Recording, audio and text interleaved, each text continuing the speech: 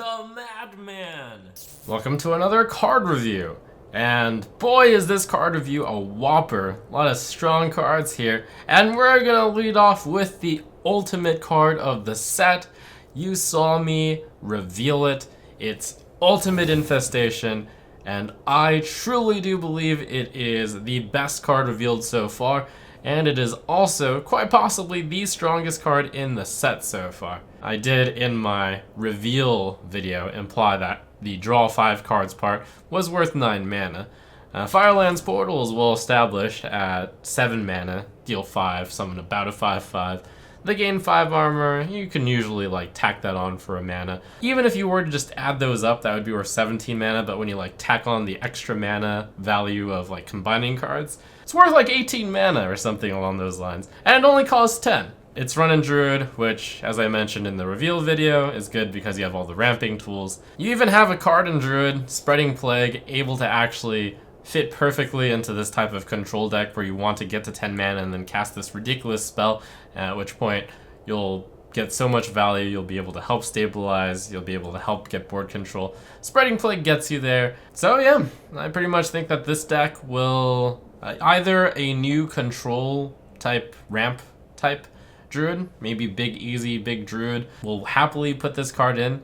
Sometimes you'll draw both it and Nourish, and then you'll use the Nourish to ramp for mana instead of drawing cards. Maybe the present incarnation of Jade Druid cuts Gadgetzan Auctioneer, maybe Earthen Scales, finds a way to fit in the Spreading Plague as well as Ultimate Infestation, replacing Gadgetzan Auctioneer, and the Earthen Scales is replaced with the Spreading Plague. Obviously, we're all leery of a card that can only be cast at 10 mana, but the fact that it does so many things so fast, like dealing 5 and getting a 5/5 and gaining 5 armor, it's not just for card advantage, and you can play it proactively, unlike Yogg-Saron, where you usually want to play it from a losing position. Ultimate Infestation, are you winning? Okay, win more. Are you losing? Okay, that's still a good card to catch back up. Are you middle of the road? Well, that's still great. So, what a strong card.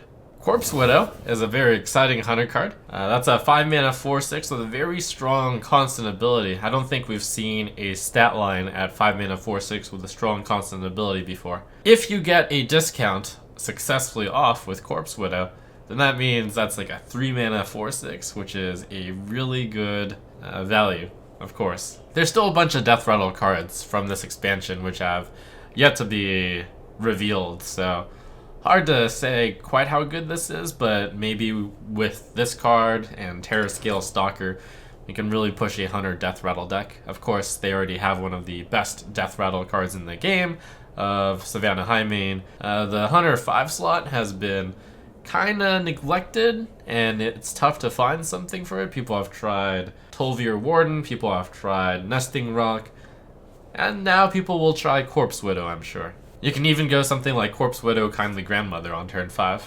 That seems pretty good. Any other 2 mana Death Rattle cards that get released in this expansion will have to be taken more seriously due to the presence of Corpse Widow. Cool Mage card, Simulacrum.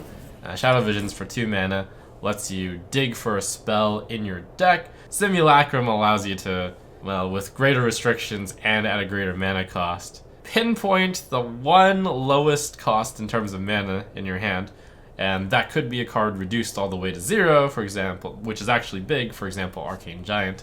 Ultimately, that is 3 mana, though, and takes a bit of setup to copy specifically a card.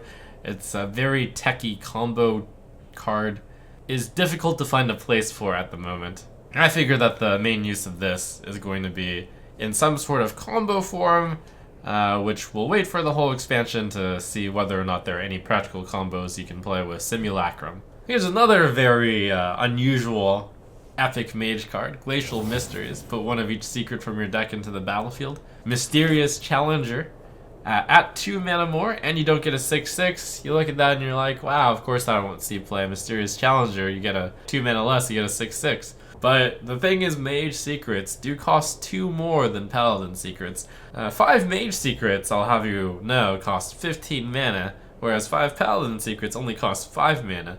So basically you're getting 10 more mana worth of value in theory.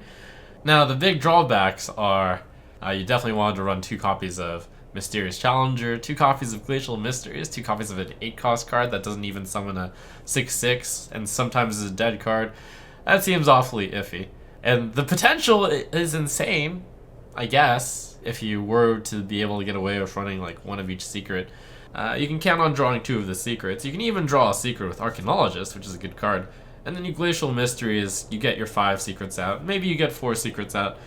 Still value. Now the tricky thing about it is, if you're running this card, you're going to want to run 2 of this card because you're dedicating so many of your deck into these secrets. But let's say you run somewhere between 7 and 10 Mage secrets. Round it to 8 for purposes of that. So that would mean 10 cards in your deck are Glacial Mysteries and secrets. Would make for an interesting deck. I think it's worth trying. Righteous Defender. Dubbed the Paladin Annoyatron. You can see why. And that is 1 mana off of Annoyatron for just 1 less health. Seems like a really good card. A strict buff on Argent Squire. In a deck that most often ran Argent Squire of Paladin. Paladin has a lot of losing Divine Shield synergy revealed so far. The only one I've mentioned is good so far is Bolvar. And I imagine you'd run Righteous Defender and Bolvar together. Card's going to be pretty powerful, I think, in the aggressive Paladin deck, if there is one. You can just go face and you play this guy, and it's going to be pretty resource intensive to remove the 1 mana 1/1 Taunt Divine Shield. It's always going to cost more than 1 mana to do so. A card like this also makes Corpse Taker quite a bit better in Paladin, due to having 2 of the very important keywords of Taunt Divine Shield, so good redundancy there. It is a slight nerf on Stonehill Defender, since now Stonehill Defender can get a bad Paladin card. But Righteous Defender is not that bad, and I think you'll expect to see it picked from Stonehill Defender for defense quite often as well. Devour Mind, Thoughtsteal for 3, kind of mirror Arcane Intellect in copying 2, so Devour Mind is the natural next step to mirror Nourish, 5 mana copy 3. Thoughtsteal has seen play in slower metas, and Devour Mind is basically a better Thoughtsteal for that purpose, so a slow enough meta would make Devour Mind pretty good. If you think Kabbalist Tome, which is decent, and it's run in Mage, of adding 3 random Mage spells, will 3 random cards from the opponent's deck be better than Kabbalist Tome? Like, of course, a deck is going to be really good, but some decks are reliant a lot on synergy, whereas Mage spells are generally standalone good. Not always, though. And it's not like you can compare this to the Priest Legendary of, you know, like, oh, pay 2 more mana, why not just grab their entire deck? Because this actively draws the cards into your hand, whereas the Priest just puts them in your deck.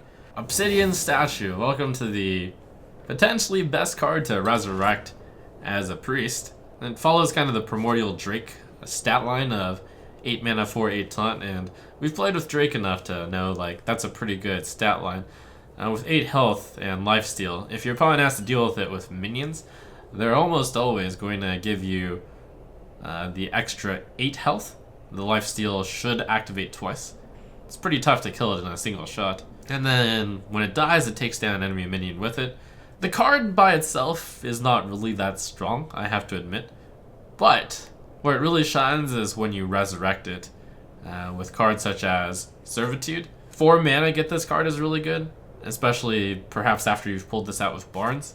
And where it's really, really good is with N'Zoth. The main problem with N'Zoth is when you played it, you might die the turn after because you don't have anything to help stabilize, but this is 8 health of taunt and lifesteal. Free from Amber. So far, no priest cards can get revealed from it, so as the only priest class card, this will get a serious bonus and will be often seen from Free from Amber. As a priest taunt card, it can also be grabbed with Stonehill Defender. Now you can get both the Tortollan Shell Razor as well as the Obsidian Statue with it. Tortollan might be useful because it's also a death rattle, and maybe the priest death rattle thing is going to work out. Runeforge Haunter, 4 mana 5/3 stat line. Blah, this text better be awesome. During your turn, your weapon doesn't lose durability, so in theory that means that your like super buffed weapon can continue hitting forever, and maybe your weapon even has lifelink on it. So that's the dream, but I'd say in most circumstances it's comparable very much to Captain Greenskin, which raises the durability of the weapon by 1, which is about how much you can expect to get out of Runeforge Haunter, I'd say. to get 1 extra durability out of it on the turn you play it, since your opponent will want to kill it. So it's kind of like a 1 mana less Captain Greenskin. You would just get 1 health less. That's not a bad deal. You don't get the +1 attack boost. Now it's just a matter of waiting and seeing if Rogue has a weapon that they want to buff up enough that you want to protect 1 durability of it with Runeforge to give it basically 1 more durability. So sure, you can follow the dreams of having your weapon have lifesteal and being permanently able to gain new health, or perhaps your weapon has poison and you can permanently kill everything, and that's pretty cool. But the question is whether or not that dream is realistic. Corpse Raiser is a 5 mana 3/3 battle cry. Give a friendly minion death rattle, resummon this minion, which is essentially the Ancestral Spirit Shaman card for 2 mana, put into neutral for 5 mana. Now the bad news is, even though you're getting basically 3 mana for 3/3 in addition to Ancestral Spirit was one of those cards that was really good because it was costed at only 2 mana. So you could play it on a big minion the turn you played it and then like slap Ancestral Spirit on it, especially if it was like a taunt. That's what kind of made control Ancestral Spirit Shaman work.